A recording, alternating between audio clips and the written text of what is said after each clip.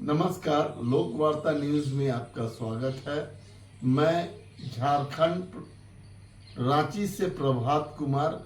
लोक वार्ता के लिए आज हम एक ऐसे नौजवान, एक ऐसे झारखंड में आंधी की तरह उठे, तूफान की तरह छाए 28 वर्षीय जयराम महतो, जिसे टाइगर जयराम महतो के नाम से पूरा झारखंड जान रहा है। देश की राजनीति में अब उसके नाम का भूचाल छाया हुआ है। हम उससे आज एक छोटी बातचीत करने रांची पहुंचे हैं। जयराम महतो झारखंड प्रदेश की जो वर्तमान हालात है और जो वर्तमान राजनीति का हाल है, जो वर्तमान परिस्थिति है, 23 सालों के अपना प्रदेश और अपनी सरकार के बावजूद झारखंड में जो बेबसी है, दुखी है, जो यहाँ के मूल निवासी हैं, उनका जो दर्द है, उसके बड़े आंधी के रूप में जयराम महतो गांव-गांव में पहुंच रहे हैं और जो वहाँ सैलाब उमड़ रहा है, उसको लेकर जो पूरे राजनीति में झारखंड के हलचल है, जो आगामी विधानसभा 2024 का है, उसमें लोग मान रहे हैं कि आने वाले समय का नेता जयराम महतो हैं। जयराम महतो से मेरी जो बातचीत हुई है वो अब आपके सामने प्रस्तुत है। झारखंड, जोहार झारखंड के नाम से मैं आपका स्वागत करता हूं, अभिनंदन करता हूं। और ये आदिकाल से जो हमारा समाज रहा है और जो हमारा महतो समाज भी है, वो लंबे अरसे से जिस तरह से संथाल लोग या मुंडा लोग आदिकाल से इस इलाके के विकास के लिए, जल जंगल और हरियाली के लिए संघर्षरत है। हमको लगता है कि महतो समाज भी उसी रास्ते पर चल रहा है, लेकिन उसको नेतृत्व का जो अभाव था वो लगता है कि आपके आने के बाद पूरा होने वाला है। जिस तरह से आप टेम्पो में चलते हैं, खाली पैर चलते हैं, आपको पहचानना बड़े बड़े मीडिया के नेताओं को, बड़े बड़े मीडिया के सलाहकारों को, संपादक को दिक्कत होती है। तो ये जो आपके पक्ष में जो युवाओं का सैलाब है, जो झारखंड में जो एक उन्माद है, जो हिंदू जैसा अखबार भी आपके पक्ष में लगातार, जिस तरह से आप जिस समय लोकसभा का चुनाव लड़ रहे थे, उस समय आपको मेन स्ट्रीम का कि लीडर के बराबर आपका कवरेज किया और आपके बारे में लिखा है, मैंने भी देखा है। तो इसके पीछे क्या कारण है कि ये जो झारखंड में जो हम कई जिलों का दौरा किए हैं और कई इलाके में घूमे हैं, और उसके बाद जो आपके नाम की चर्चा और जिस तरह से युवाओं में फिजा बना है और वो आपके प्रति फिदा है, उनको देखते हुए हम ये जानना चाहेंगे कि आपने ऐसा कौन सा जादू किया है। सबसे पहले आपका अभिनंदन है, आपका जोहार, आपको वंदन। देखिए, आभास नहीं था। 2 साल पहले जब रणधीर वर्मा चौक में एक प्रोटेस्ट के कार्यक्रम में हम पहुंचे थे, तो ये कतई उम्मीद नहीं था कि 2 साल 2.5 साल के बाद हम इस प्लेटफॉर्म पर होंगे। वह दिन मुझे आज भी याद आता है। जनवरी का महीना था, ठंड शीतलहरी थी। हम जोरिया स्नान करने के लिए गए थे, जो छोटी नदी होती है, लेकिन हम स्नान नहीं कर पाए ठंड के कारण। हम वापस घर आ रहे थे, तो हम अपने गांव लगभग आ ही चुके थे। फिर हमें जहन में याद आया कि नहीं, एक कार्यक्रम होने वाला है, एक प्रोटेस्ट होने वाला है धनबाद मुख्यालय में, वहाँ हमारी उपस्थिति होनी चाहिए। तो फिर हम रिटर्न आए और मार्केट के एक चौक में एक भैया फल की दुकान में रहते हैं, उनसे 20 रुपया हमने उधार लिया और टेम्पो में बैठ के हम धनबाद गए। उसके बाद जब हम अपना बयान को रखें, एक इंटरव्यू मेरा चला, तो रातों रात इस राज्य में वो वीडियो सर्कुलेट होता है। और जिन बातों को मैंने छेड़ा, जिन बातों को मैंने रखा, जब झारखंडी लोगों ने उसे सुना, तो सुनने के बाद उन्होंने स्पष्ट कहा कि बोल भले ये लड़का रहा है, लेकिन ये दर्द हर एक झारखंडी का है। उसके बाद कारवां बनता गया, सभाएं होने लगी, छोटे छोटे प्रोटेस्ट होने लगे, धरना प्रदर्शन, आंदोलन।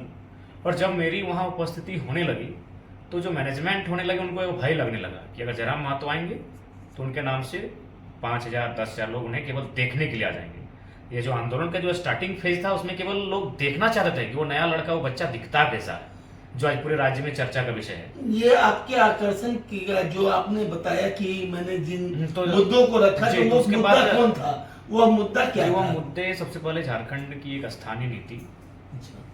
जिस प्रकार से आज नियोजन में छात्र मात खा रहे हैं, एक बेहतर नियोजन नीति। और चूंकि मैं धनबाद जिले से आता हूं, और धनबाद अगर बोकारो की बात करें तो वो औद्योगिक क्षेत्र में तब्दील होने जा रहा है, वो माइंस एरिया से घिरा हुआ है, तो वहाँ एक बेहतर उद्योग नीति होनी चाहिए, विस्थापन नीति होनी चाहिए। जब इन मुद्दों पर मैं बात करने लगा, लोगों को उनके ठेठ भाषा में समझाने लगा, तो लोग कनेक्ट होने लगे। और मेरी बातों में ना विशेषकर जो भी बातें रही स्पष्ट रही, लोगों के जहन तक पहुंची। ये 20 साल से ज्यादा होने जा रहा है झारखंड का निर्माण का, और उसके बावजूद झारखंड पीछे जा रहा है, आगे नहीं जा रहा है। आम लोगों की चिंता, आम लोगों की परेशानी ये है कि झारखंड में कहीं ना कहीं से जो यहाँ की प्राकृतिक संपत्ति से लेकर जो भी इसका धन है उसको लूटा जा रहा है। जो सत्ता का वर्ग है वो सुख जनता तक नहीं जाकर वो कुछ लोगों में सिमट रहा है। आप इसको किस तरह से देखते हैं? देखिए, बिल्कुल सही है कि झारखंड एक ऐसा राज्य है जिसके गर्भ में, जिसकी कोख में अमीरी है, लेकिन उसकी गोद में गरीबी है। 40% खनिज संपदा, 75 से 80 किस्म के मिनरल्स तत्व, 27% कोयला, ऐसे मिनरल्स ये राज्य पूरे देश को प्रोवाइड करता है। और उसके बाद जब हम इस राज्य को देखते हैं, ये इस राज्य ने अपने आप को उजाड़ कर, खुद को खंडहर बना के, खुद के जमीन पर डैम बना के औरों को रोशन किया, खुद की जमीनों पर कोयला का खनन करके औरों को और जिले और राज्य और देश को रोशन किया। लेकिन बदले में यह राज्य आज भी यही सवाल कर रहा है कि हमने तो आपको सर्वस्व दे दिया, विकास के नाम पर, देश की उन्नति के नाम पर हमने तो आपको सर्वस्व दे दिया। हमने मैथन का डैम दिया, हमने पंचायत, चांडिल, ईचाड़, हमने कोणार्क, हमने टेनू घाट का डैम दिया, लेकिन उस डैम से जो बिजली तैयार हुई वो आप बांग्लादेश लेके चले गए, वो कोलकाता लेके चले गए, लेकिन हम आज भी अंधेरे में रह गए। हमने खनन के नाम पर आपको एक एक माइन से हजारों लाखों टन कोयला दिया, आप उस कोयले को लेकर दुनिया के कोने कोने तक गए, आप उस कोयले को लेकर देश के कोने कोने तक गए, उस कोयले से आपने तरह तरह के कार्य किए जिससे इस देश की आर्थिक स्थिति मजबूत हुई, जिससे इस देश की उन्नति का रास्ता तैयार हुआ। लेकिन फिर उलट के ये सवाल उठा कि हमने अपने आप को खंडहर बना के आपको कोयला कोड़ने का कार्य दिया, बदले में आज हमें क्या मिला? 22% महतो की आबादी बताई जाती है झारखंड में, जबकि बिहार में हम लोग मात्र 2.5 से 5% है। अगर धानुक और कुर्मी को जोड़ते हैं तो हम लोग बिहार में मात्र 5% है, और आपके यहाँ महतो की आबादी 22% है।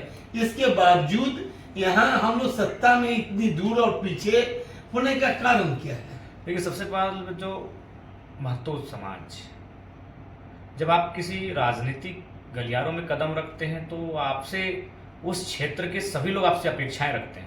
तो जब सब लोग आपसे अपेक्षाएं रखते हैं तो नो डाउट आप जिस समुदाय से आते हैं उस अपेक्षाओं में वे भी शामिल होते हैं। और जहाँ तक उस समाज जिसकी आप बार बार चर्चा कर रहे हैं, आप आदिकाल से उसके इतिहास को देखिएगा तो उसने कभी इच्छा ही नहीं की कि मैं संघर्ष कर रहा हूँ मुझे मिले।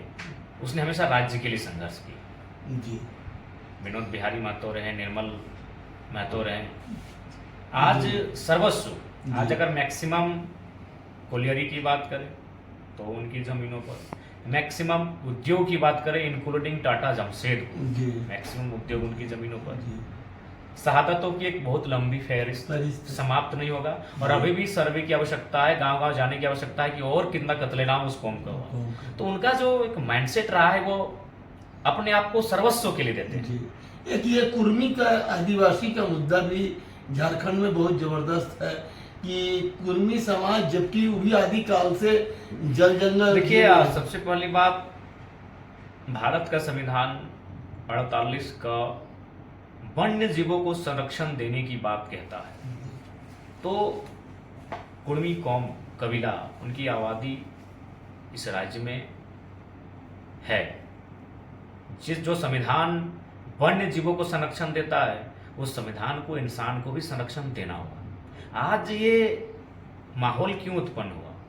सबसे पहला बात, राज्य में एक ये कंट्रोवर्सी होने लगी कुर्मी और वर्सेस जो बाकी अभी शेड्यूल ट्राइब हैं। तो मैंने हमेशा दलील दिया है, मैंने हमेशा तर्क दिया है कि भारत एक संवैधानिक देश है और संविधान में विकल्प है, संविधान में रास्ता है। इसी भारत देश में 2016 में एक EWS का कोटा आया, जी उसको लेकर ना किसी ने कभी सोचा होगा, ना कभी इस प्रकार का किसी के माइंड में कोई थॉट्स आया होगा, क्योंकि ये कभी व्यवहार में था ही व्यवहार में नहीं। था ही लेकिन उस समय लगा कि भाई ये होना चाहिए। तो ठीक उसी प्रकार आज मुझे लगता है, और राज्य में और सारी समुदाय हैं जो लगातार अपने डिमांड्स को कर रहे हैं शेड्यूल होने का। जी। तो मेरा मानना है उसके लिए एक पहल हो। देखिए, आपस में कंट्रोवर्सी करके कोई फायदा नहीं है। अगर विवाद है तो उस विवाद को बैठ के हल किया जाता है। वो कहते हैं कि बात से बात बनती है, बात से बात बिगड़ती है। अच्छा, एक सवाल आपसे, इस सवाल का मैं आपको उत्तर दे लूं तो मेरा मानना है कि एक नया कॉलम तैयार हो, उस कॉलम को आप फार्मिंग ट्राइब्स, एग्रीकल्चर ट्राइब्स एक नया नाम दें, और जो लोग आज सड़कों पर, रेल की पटरियों में बैठ के अपना आंदोलन कर रहे हैं, अपना हक मांग रहे हैं, अपने आप को एक तरह से सुरक्षा मांग रहे हैं, जी। उन्हें सूचीबद्ध करते हुए उनकी भाषा, संस्कृति, उनकी खेती को सुरक्षित किया जाए। देखिए, सबसे पहली बात है, जहां जहां व्यापार स्थापित हुआ, जहां जहां उद्योग स्थापित हुआ, वहां जमीनी मैक्सिमम, जी लेकिन उनके नस्ल में, उनके रग में कभी व्यापार था ही नहीं। जी वो फिर वापस अपने खेतों में चले गए। लेकिन समय के साथ उनके खेतों को नष्ट किया जाने लगा। ठीक है, विकास के नाम से हुआ, लेकिन नष्ट तो हुए। जी। उद्योग से नाम से हो, डैम के नाम से हो, खनन के नाम से हो। तो अब ये जो मूलतः सूचीबद्ध की जो लड़ाई है, ये तो वर्षों पुरानी है, लेकिन अभी जो है कि सूचीबद्ध होने से कम उनकी खेती बाड़ी, उनकी भाषा, संस्कृति जो है वो सुरक्षित हो जाएगी। और ये मेरे जन्म से पूर्व से ये आंदोलन और ये संघर्ष चलता आ रहा है। नहीं, ऐसा नहीं लगता कि हमारे जो समाज है, कुर्मी समाज, कुछ झारखंड में ये कांग्रेस में है, कुछ झारखंड मुक्ति मोर्चा में है, कुछ आसू में है, और एक नए दल के रूप में आप भी इसके पार्टनर के रूप में आए हैं। तो ये कई भागों में जो बिखराव हुआ है, क्या आप उसको समेट पाएंगे? देखिए, सबसे पहली बात है, राजनीतिक विचारधारा आप एक घर में भी होते हैं, दोनों सगे भाई हैं, भिन्न हो सकती है। तो इसलिए राजनीतिक विचारधारा यदि भिन्न है तो उसमें आप उनको मुद्दों से, आप उनको विजन से, आप उनको आपकी प्लानिंग से एकजुट कर सकते हैं। और केवल एक ही नहीं, झारखंड को एकजुट कर सकते हैं, और उस झारखंड की परिकल्पना, जिसकी परिकल्पना इस राज्य के महापुरुषों ने किया था, उस दिशा में हम लोग आगे बढ़ सकते हैं। क्या किसी पार्टी से आपके गठबंधन की कोई बात चल रही है क्या? देखिए, जब लोकसभा में हम लोग को अच्छा वोट मिला तो नो डाउट बहुत सारे राजनीतिक दलों की नज़र पड़ी। उन्होंने प्रलोभन, ऑफर हमारे तक पहुंचाया, लेकिन हमने कहा कि आंदोलन से उपजी हुई पार्टी है, हम लोग चुनाव अपने दम पर, अपनी क्षमता पे लड़ेंगे। अपने सिद्धांत पर लड़ेंगे। जी। जी। अंतिम सवाल, चूंकि आप बहुत व्यस्त होंगे, आपको बहुत जगह जाना होगा, फिर हम मिलते रहेंगे। हम आपको जो भी आपके विचारधारा को है लोगों के बीच ले जाने की कोशिश करेंगे। लेकिन एक अंतिम सवाल कि झारखंड में बिहार के भी बहुत सारे लोग रहते हैं, झारखंड और बिहार दोनों को आप किस रूप में देखते हैं? क्योंकि बिहारियों का भी एक बड़ा वोट बैंक यहाँ पर है, और मैंने उसकी संख्या, जब चूंकि बिहार से ही झारखंड निकला है, और तो नेचुरली इस इलाके में उनकी भी बड़ी संख्या है। दोनों को क्या आप एक जैसा, माने उनके, आपके भीतर बिहारियों के बारे में क्या आपकी परिकल्पना है? आप उसके बारे में किस तरह से सोचते हैं? उनको इस चुनाव में किस तरह से आप आकर्षित करेंगे? देखिए, 1912 तक बिहार, उड़ीसा, बंगाल और झारखंड को संयुक्त रूप से बंगाल प्रेसिडेंसी के नाम से जाना जाता था। यानी हम लोग संयुक्त थे। 1912 में बंगाल से अलग बिहार की स्थापना होती है, 1936 में उड़ीसा की स्थापना होती है, और 2000 में झारखंड की। यानी अगर एक नज़रिए से देखा जाए तो बंगाल, उससे अगला भाई बिहार, उससे अगला उड़ीसा और झारखंड, ये 4 भाई हैं। लेकिन आज यहाँ कुछ चीज़ें ऐसी होती हैं, जैसे मान के चलिए 4 भाई हैं, तो अब हमारा जो नज़रिया होना चाहिए कि हमें अपने अपने घर को मजबूत करना चाहिए।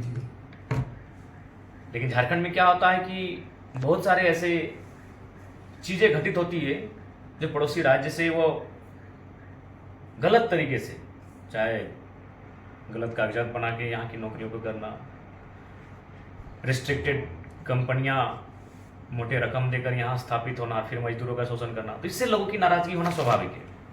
यदि हम इस चीज़ को समझें कि नहीं, हमें बंधुत्व का भाव है, ये इनका हक बनता है, इस हक पे हमें इंटरफेयर नहीं करना चाहिए, तो किसी प्रकार का कोई कंट्रोवर्सी नहीं है। Thank you. लोकवार्ता न्यूज में आपके सामने हम लोग रांची से रूबरू हो रहे थे। आपके इलाके में मैं पहली बार आया हूं। अगर यह एपिसोड आपको अच्छा लगा तो आप इसे लाइक कर हमारा उत्साहवर्धन करना नहीं भूलेंगे। अपना कमेंट जरूर देंगे, कमेंट बॉक्स में अपना कमेंट देंगे, व्यक्तिगत तौर पर भी आप दे सकते हैं। और हमारे चैनल को अगर सब्सक्राइब करेंगे लोकवार्ता न्यूज़ को, तो हम बहुत आपके आभारी रहेंगे। प्रणाम।